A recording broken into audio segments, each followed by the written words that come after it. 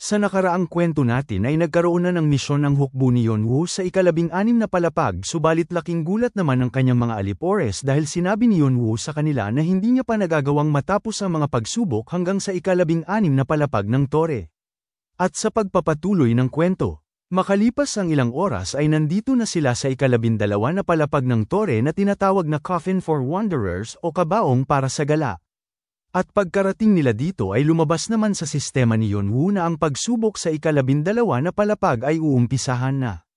Ang lugar na ito ay walang kahit na ano subalit tinatawag itong lupain ng kamatayan na punong-puno ng mga bangkay ng mga mandirigma. Walang ni isang tumutubong damo dito sa kadahilanang ang tubig dito ay natuyo mula sa tagtuyot. Minungkahi naman sa kanyang sistema na tawirin niya ang lupain ng kamatayan sa pamamagitan lamang ng kanyang kapangyarihan. At kapag naman ay mayroon siyang lakas at motibasyon sa pagtawid ay mapapanatili niya ang kanyang balanse sa kahit anumang pagsubok na makakasalubong niya sa hinaharap. Sinabi naman ng isang nasa kanan na hindi siya makapaniwala na babalik siya ulit sa lugar na ito. Sinabi naman ng isa na hindi rin siya makapaniwala na totoo nga ang tsismis. Nagreklamo naman si Chirpy na sobrang init daw sa lugar na ito at dama po naman siya sa balikat ni Yonwoo habang sa isip-isip ni Yonwoo na mula dito sa ika-12 na palapag ay magiging mas lalala pa ang kapaligiran. Naisip rin niya na mayroon ding mga hidden pieces na tanging dito lang matatagpuan. At isa na doon ang tinatawag na Jewel of Fire. Napagdesisyonan naman ni Yonwoo na kailangan niyang makatala ng malaking tagumpay pagtapos nun ay siya na ang baalang kumuha ng lahat pataas.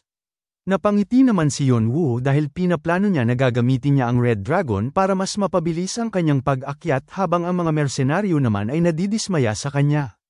Inutusan niya naman ang kanyang mga alipores na gamitin nila ang natitirang oras at hanapin nila ang item na pinapahanap niya at tumungo na sila kaagad sa ika-13 na palapag ng tore dahil siya ay tatawirin niya pa ang desyerto. Sinang-ayunan naman yon ng kanyang mga alipores at kaagad silang umalis habang pawis na pawis dahil sa init ng lugar na ito.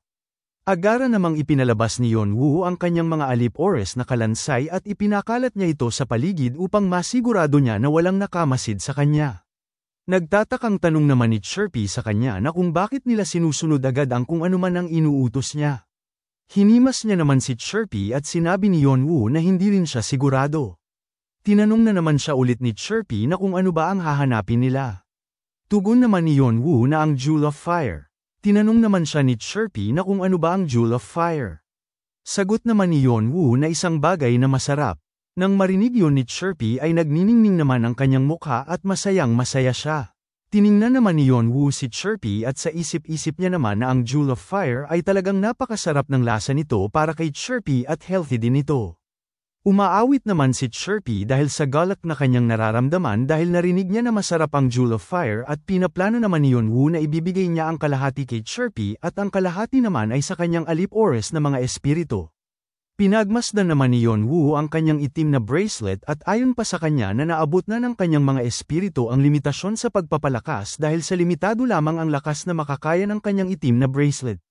Kaya naman nag-isip siya na ang posibleng makakapagpalakas nito ay ang palakasin ang katangian nito. Naisip naman ni Yonwoo na bibigyan niya ng ibang katangian ang kanyang mga alipores bukod sa itim at masamang katangian na mayroon ang mga ito. Napangiti naman siya dahil ayon pa sa kanya na ang rason kung bakit espesyal ang Jewel of Fire dahil isa itong bato na mainam sa pagpapalakas kaya naman gusto niya ng marami nito. Ito rin ay isang bagay na maaaring minahan sa nilalaman ng puso. Sinabihan naman siya ni Chirpy na bibigyan niya siya ng masasarap na mga bagay at tinanong niya si Yonwoo na kung mapapangako niya ba. Tugon naman ni Yonwoo na gagawin niya yun kaya naman minungkahi niya kay Chirpy na huwag na siyang mag-alala. Pagkarinig ni Chirpy ng sinabi ni Yonwoo ay napahikab naman siya at sinabi niya kay Yonwoo na inaantok na siya at gusto niya ng matulog. Sinabi naman ni Yonwoo sa kanya na matulog muna siya. Sumang-ayon naman si Chirpy sa kanya at minungkahi niya naman na gisingin niya na lang siya kapag nandyan na ang kanyang pagkain. At bigla naman siyang pumasok sa parte ng dibdib ni Yonwoo na mayroong lilang bato. At hinawakan naman yun kaagad ni Yonwoo dahil nararamdaman niya na naman ang batong ito. Hindi naman tumuloy si Chirpy dahil sinabi niya kay Yonwoo na hindi niya alam na pagka nandyan siya sa loob ay komportable siya. Nagtataka naman si Yonwoo na kung bakit siya komportable. Tugon naman ni Chirpy sa kanya na dahil malambot at mainit-init sa kanyang pakiramdam kaya naman inaantok siya at tuluyan na nga siyang pumasok sa dibdib ni Yonwoo. Sa isip-isip naman ni Yonwoo na sa una ay inaakala niya na dahil nandito sa loob ang apoy ng Phoenix subalit ang enerhiya ni Chirpy ay mas nagiging matatag ito sa loob ng bato na mas maganda pa kumpara sa kanyang magic circuit. Napatanong naman si Yonwoo sa kanyang sarili na kung kukumpletuhin niya ba ang batong ito o pag-iisipan niya kung paano niya ito maalis ng tuluyan sa kanyang katawan ngunit napagtanto niya naman na ginagamit pa ito sa ngayon ni Chirpy kaya naman hindi pa siya nito masasaktan sa ngayon. Makalipas ang ilang oras ay lumabas sa kanyang sistema na ang lahat ng kanyang pagsubok ay natapos niya na. Nakagawa siya ng isang himala dahil nagawa niyang matawid ang malawak na desyerto ng walang pahinga. Gagantimpalaan siya ng karagdagang karma. Nang matapos niya na ang mga pagsubok ay sa isip-isip niya naman na hindi lamang niya napataas ang kanyang physical resistance sa panlabas na impluensya at malaking tulong din para sa kanya upang mas mapataas pa ang kanyang katangian sa banal na apoy at nagdagdag rin siya ng panibagong core at ngayon ay mayroon na siyang 108 na core. Tinanong naman siya ng sistema na kung magpapatuloy pa ba siya sa ika-13 na palapag ng tore. Napagdesisyon na naman ni Yonwoo na lisanin na ang lugar na ito dahil ayon pa sa kanya na tapos na rin naman siya dito at wala na siyang gagawin. At nang walang ano-ano'y bigla na lang sumulpot si Laplace at sinabihan niya si Yonwoo na hintay muna sandali at dagdag niya pa na parang katulad pa rin siya ng dati noong una niya siyang nakita at ayon pa sa kanya na parang abala ito sa kanyang gawain kaya naman dediretsuhin niya na ito. Kaagad namang kinumpirma ni Laplace na kung siya ba ay pupunta sa templo ng tatlong Norns at tinanong niya si Yonwoo na kung tama ba ang kanyang sinabi. Hindi naman tumugon si Yonwoo at tinignan niya ng masama si Laplace at nagpaliwanag naman kaagad si Laplace na huwag na siyang mag-alala ng husto dahil silang mga tagabantay ay nabubuhay lamang upang masigurado ang malinis na kapaligiran para sa mga manlalaro. At ayon pa sa kanya na hindi nila siya pakikialaman o ipakalat ang tsismis kaya naman minungkahi ni Laplace na huwag na siyang mag-alala sa mga bagay-bagay. Sa isip-isip ni Yonwoo ay naalala niya na nahirapan din ang kanyang kapatid sa mga tagabantay noon lalong-lalo na ang matataas na 12 na tagabantay. Si Laplace ay isang Zodiac's Rabbit ng 12 na tagabantay. Si Laplace ay labis na mausisa at gustong-gusto nitong makialam sa ginagawa ng iba at napasabi na lang si Yonwoo sa kanyang isipan na hindi mapagkakatiwalaang nilalang si Laplace. Tinanong niya naman si Laplace na kung mayroon pa ba siyang gustong sabihin sa kanya. Kaagad namang sinabi ni Laplace na nandito siya upang maghatid ng mensahe mula sa nakakataas. Nagtataka naman si Yonwoo na kung ano ang patungkol doon.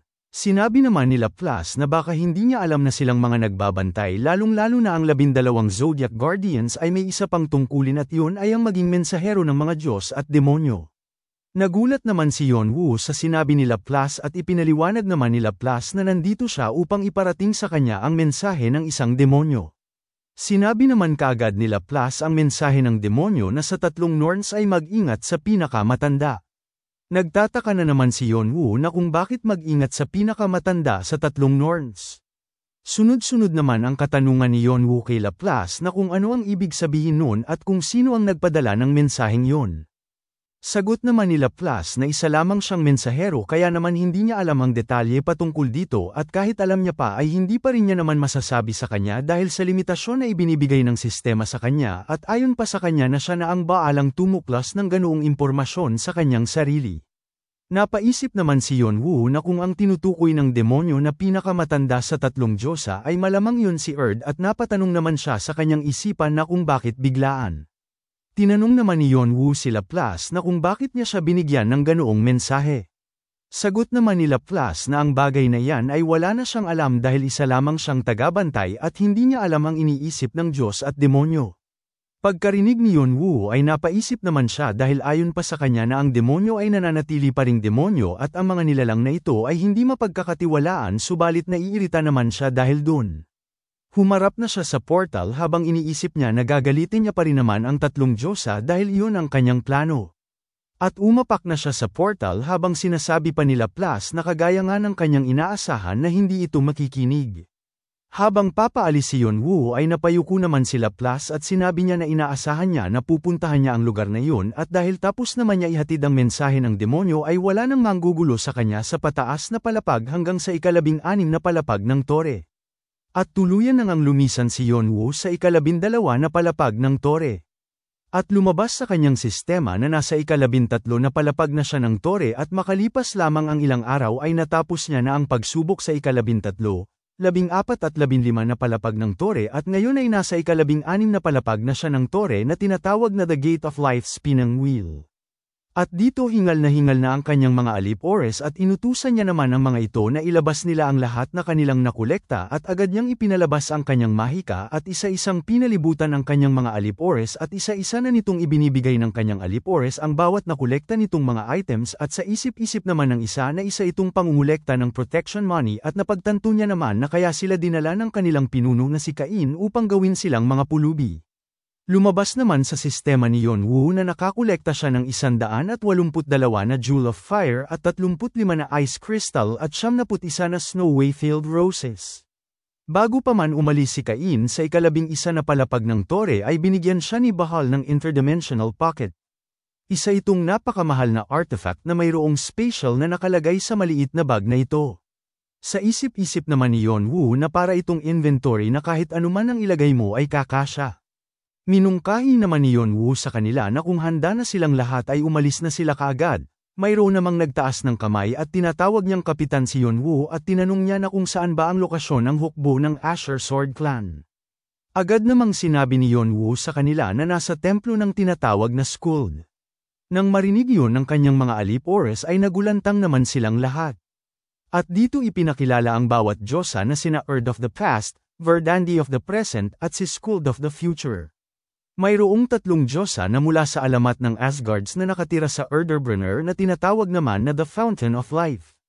Sa ilalim ng puno na tinatawag na Yggdrasil ay pinapaikot nila ang gulong ng kapalaran gamit ang kwerdas ng buhay ng mga tao kaya naman ang kanilang templo ay palaging puno ng mga naniniwala sa kanila at kanilang mga tagasunod at may iilan na mga Diyos at demonyo ang gusto silang makita subalit ang mga Diyosang ito ay iniiwasan ang mga Diyos at mga demonyo ng ika-78 na palapag ng tore at nananatili lamang sila sa ika-16 na palapag ng tore. Nagtataka naman ang mga alipores ni Yonwoo at tinanong siya ng isa na kung ano ba ang ibig niyang sabihin at tinanong niya ito na kung sinasabi niya ba na aatakihin nila ang templo. Tinanong naman sila ni Yonwoo na kung mayroon ba silang problema ron. Tugon naman ng lalaking ito na wala iyang kabuluhan dahil kahit na hindi umaalis ang 3 Norns sa ika-16 na palapag ng tore ay mga Diyos pa rin sila at dagdag niya pa na kung gagalitin nila ang mga ito ay paparusahan sila nito.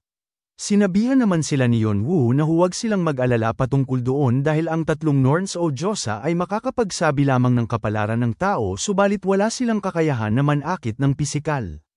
Ipinaliwanag naman ni Yonwoo sa kanila ang rason kung bakit tinawag silang 3 Norns ay simple lang.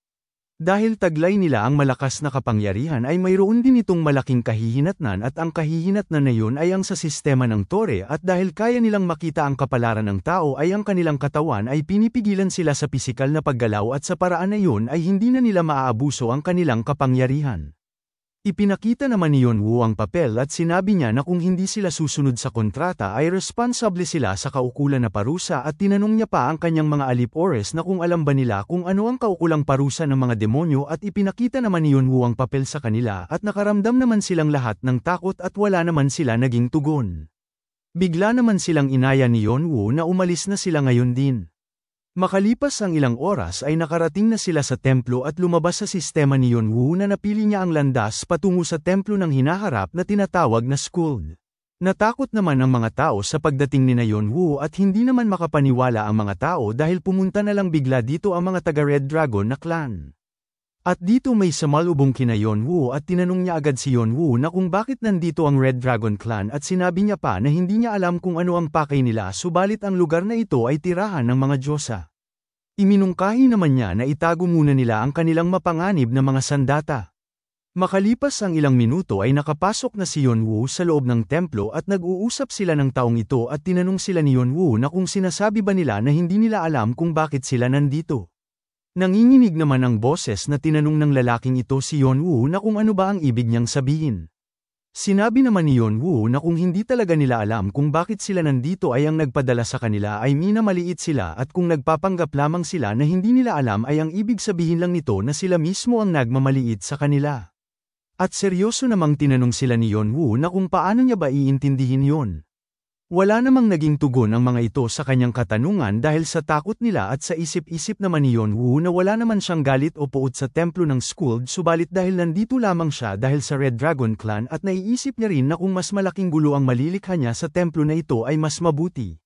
Naisip rin niya na kung mawawasak niya ang templo ay mas malaking balita ang kakalat at masasagap kaagad yun ng Asher Sword Clan at ng Saber God kaya naman hindi na siya nagsayang ng sandali pa at kaagad siyang nagpalabas ng mahika at inatake niya ang mga alip-oras ng templo at kinuha niya naman ang kanyang espada at agad siyang naglunsad ng pag-atake sa itaas na parte ng templo upang mawasak ito.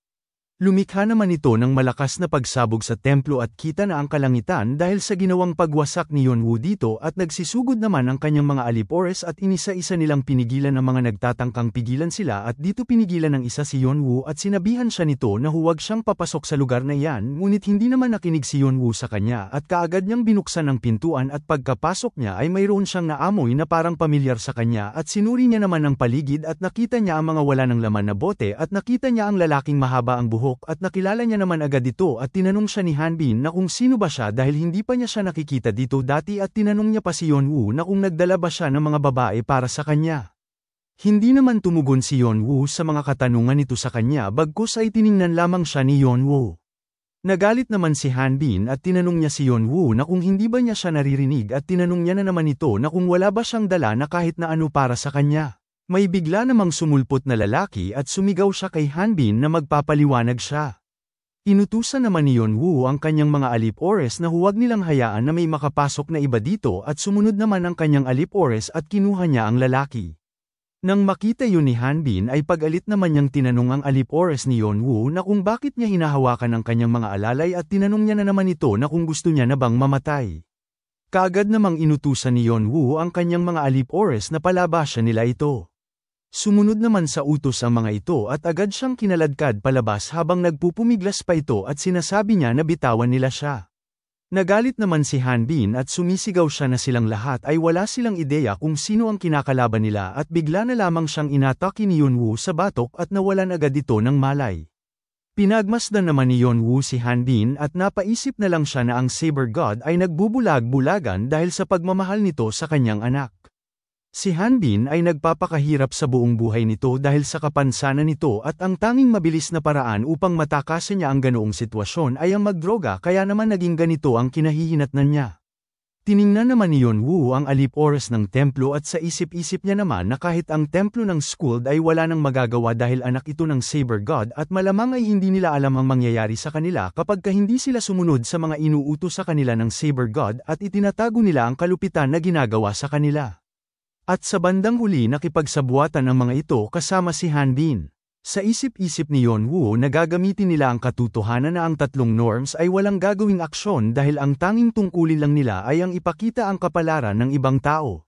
Bago pa man lisanin ni Yonwoo ang templo ay tiningnan niya naman ito at sa isipan niya na ang nangyari dito ay mabilis lamang nakakalat sa loob ng tore at napangiti naman siya dahil ayon pa sa kanya na pati na rin ang reputasyon ng tatlong norms ay babagsak at kasabay rin babagsak nito ang Asher Sword Clan at lalong-lalo na ng Saber God.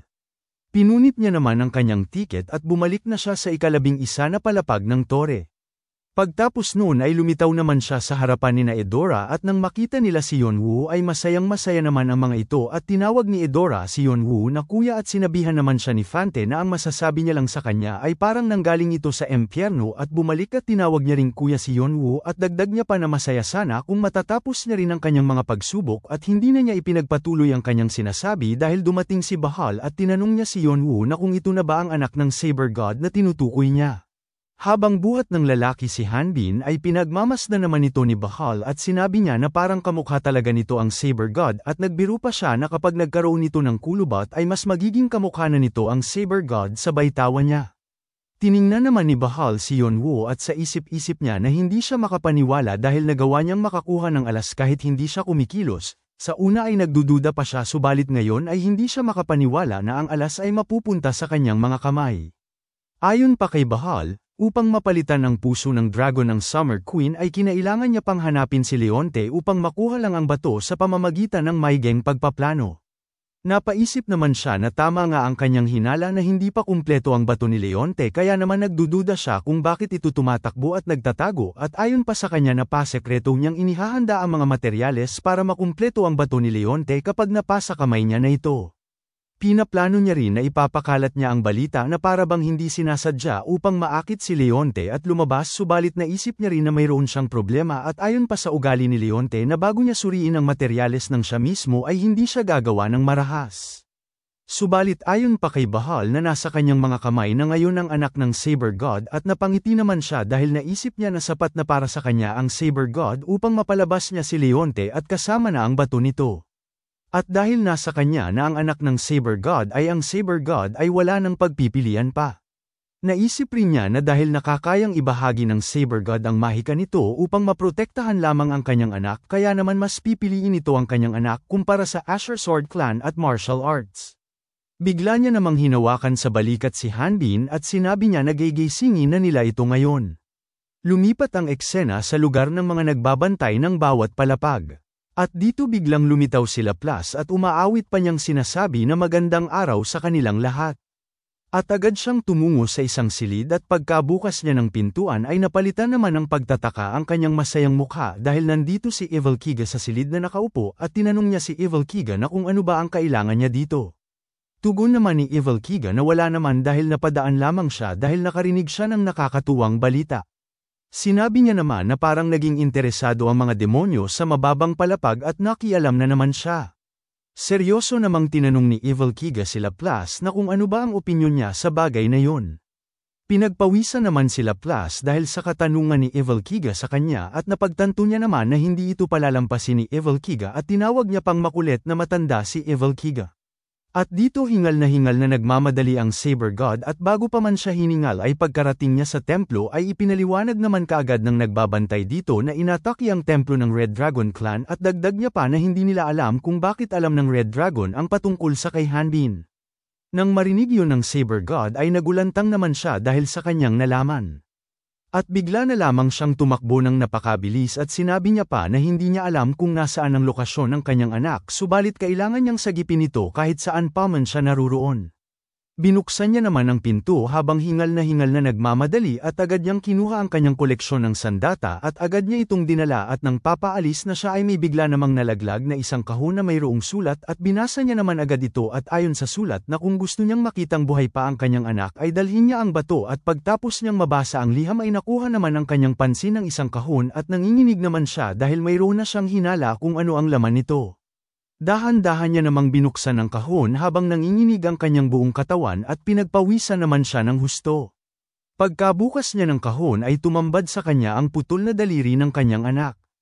Lumipat ang eksena sa taong nakamaskara na siyang pinuno naman ng Asher Sword Clan at napahawak naman siya sa kanyang ulo at napasabi sa kanyang isipan na sumasakit ang kanyang ulo at ang taong ito ay ang Sword God ng Asher Sword Clan. Pagtapos tumiwalag ng Sword God sa isang sungay na tribo kasama ang Spear God na si Flan ay sunod-sunod namang nagsidatingan ang dagok sa kanyang buhay at mga pagsubok kahit saan man siya magpunta. Subalit nagawa niya yun takasan at isa-isa niyang pinagpapatay ang mga humahadlang sa kanyang daan at palagi siyang nananalo sa kahit anumang labanan. Sa huli ay nakakilala siya ng mga taong kagaya niya rin mag-isip at ngayon nagsisilbi na silang pundasyon ng Asher Sword Clan. Gayunpaman hindi kagaya ng Artia na walang hirap niya lang itong pababagsakin subalit naiiba ang Red Dragon dahil para itong isang bakal na pader na hindi niya basta-bastang mapapatamba. Ang sikat na 81 Eyes na tinatawag na Achilles ay simula pa lamang at sa kahit anong clan ay ang Red Dragon lamang ang mayroon na wala ang ibang mga clan at yun ay ang kasaysayan at kultura. Matagal na panahon nang naitatag ang Red Dragon at iyon ay ang araw na nagtipon ang mga rankers sa ika-77 na palapag ng tore upang pabagsakin nila si All for One. At di kalaunan ay nabuo ang malaking clan na Red Dragon na nakabalangkas na organisasyon na mag-iiwan ng makapangyarihan na pamana. At ang resulta ay ang Red Dragon ay mas naging solidong organisasyon na mayroong taglay na nakatagong kapangyarihan na hindi pa nakikita ng nasa labas ng mundo. Napaisip naman ng Sword God dahil naipadala na ang puwersa ng Red Dragon na tila ba ay tuktok pa lamang ng iceberg kaya naman ayon pa sa kanya na madudurog ang kanilang clan kapag gugustuhin ng Red Dragon at wala pang nakakatalo sa Red Dragon kung pagbabasehan lamang ang dalawang bagay na tinatawag na kasaysayan at tradisyon. Pinaplano niya naman na gusto niya sanang tapusin na ang digmaan na ito sa lalong madaling panahon, subalit kapag nangyari yun ay maglalaho ang siyam na mga hari at ang kanilang salita na pagsuko ay kakalat at mas malaking kahihiyan ito para sa kanila at mawawala din ang kanilang reputasyon. Naisip niya naman na dahil sikat ang Asher Sword Clan sa pagiging kumpiyansa at pagpapahalaga ay hindi niya hahayaan na mawala lamang ito. At napatanong na lamang siya sa kanyang sarili na kung ang tanging solusyon niya na lang ba ay ang espada.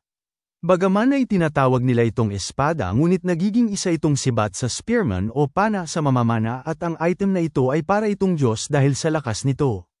Subalit upang magamit ito ay malaking bilang ng mahika ang kinakailangan. Naisip niya naman na hindi pa kumpleto ang bato, ngunit napagdesisyonan niya naman na ilalabas niya na si Leonte sa ngayon kasama ang makapangyarihan sa lahat na bato at ang bagay na ito ay malaking tulong upang makontrol ang kanyang tinatawag na espada. Ayon pa sa kanya na parang isasantabi niya muna si Leonte upang magising niya ang espada.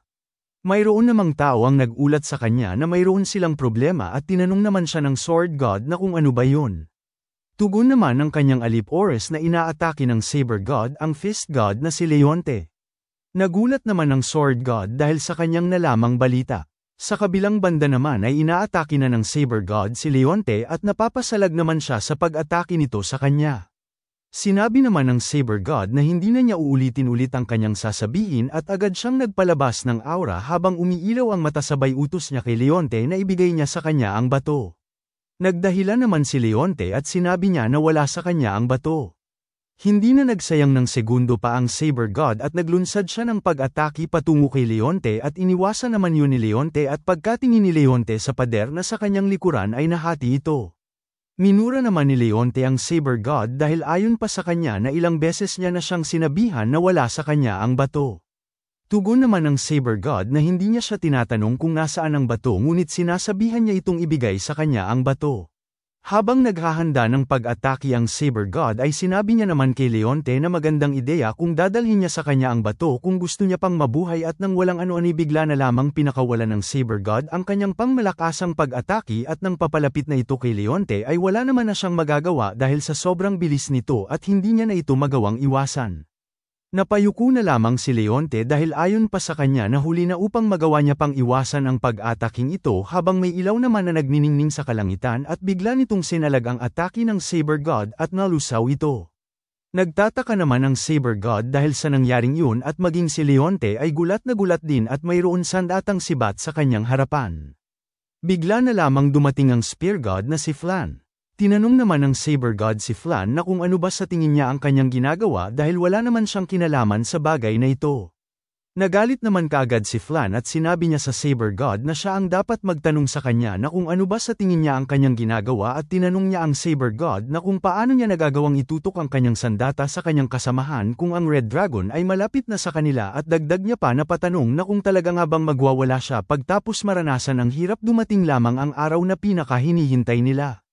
Tinutukan naman ng espada ng Saber God si Flan at naghanda rin ng pag-atake si Flan, at maya-maya pa ay bigla na lamang silang nakarinig ng tinig na tinatanong sila na kung ano ba ang nangyayari. At bigla na lang silang nagsi-atrasan dahil sa lakas ng kapangyarihan na nagmumula sa gitna nilang dalawa. At dito dumating ang Sword God na may nakapalibot sa kanya na espada na umiilaw. Nagsalita naman ang Sword God at naririnig nila ito sa kanilang isipan at pinapasalita niya ang Saber God na sabihin sa kanya kung ano ang problema. Tugon naman ng Saber God habang pinapahira niya ang dugo sa kanyang labi na may isa lamang siya na gusto na ibigay sa kanya ng Fist God na si Leonte. Tinanong naman siya ng Sword God na kung ano ba ang hinihingi niya sa Fist God. Tugon naman ng Saber God na ang bato. Nagulat naman ng Sword God dahil sa kanyang nalaman at wala naman siyang naging tugon, at agara namang sinabi sa kanya ng Saber God na kagaya nga ng kanyang inaasahan na alam niya ang patungkol sa bato. Tiningnan naman ng Saber God sina Leonte at Flan at sabay sabi niya na hindi niya alam ang patungkol sa bato at wala rin siyang interes dito, subalit kinuha ng Red Dragon ang kanyang anak na si Hanbin at sinigawan niya naman ang Sword God na kailangan niya ang bato upang masagip niya ang kanyang anak at tatanggapin niya na lang ang kahit anong parusa pagtapos nun, kaya naman iminungkahi niya na ibigay na sa kanya ang bato. Napagtanto naman ng Sword God na parang naglagay ng mabangis na patibong ang Red Dragon na clan sa kanila. Sinabi naman ng Sword sa Saber God na dahil hindi niya naiintindihan ang sitwasyon ay minungkahi niya naman na kumalma muna siya at pag-usapan kung ano ang problema. Sinabi naman ng Saber God na bawat minuto ay importante para sa kanya at bigla naman siyang tumigil sa pagsasalita dahil hinagisan siya ng Sword God ng espada upang tumigil siya. Lumingon naman ang Saber God sa espada at sinabi ng Sword God sa kanya na maghintay muna siya at umiilaw naman ang kanyang mata at minungkahi niya sa Saber God na pumunta muna siya sa kanyang kwarto at kumalma muna at tatawagin niya na lang siya kapag naisaayos na ang lahat. Nalungkot naman bigla ang Saber God dahil hindi niya inaasahan na ganoon ang magiging trato sa kanya ng pinuno nila na Sword God. Makalipas ang ilang minuto ay nandito na ang Saber God sa kanyang silid at dahil sa galit niya ay winawasak niya ang mga gamit at naalala niya na ang pag-iibigan na dumating sa kanya na parang maligamgam na bukal at mainit-init na buga ng hangin at inaakala niya na hindi nakatadhana ang pag-ibig para sa kanya. Ang tanging bakas lang ng babaeng kanyang mahal sa pagsarado ng kanyang mga mata ay ang kanyang nag-iisang anak na lalaki na mayroong taglay na sakitin na katawan na palaging naghihintay sa kanyang pagdating at hindi nito nakikita kung gaano man kahirap ang kanyang mga pinagdadaanan sa pagharap ng mga kalaban. Natulala naman ang Saber God at ayon pa sa kanya na kung malakas lang sana siya ay hindi ito mangyayari at humingi naman siya ng tawad sa kanyang anak dahil hindi pa sapat ang kanyang lakas upang protektahan ito.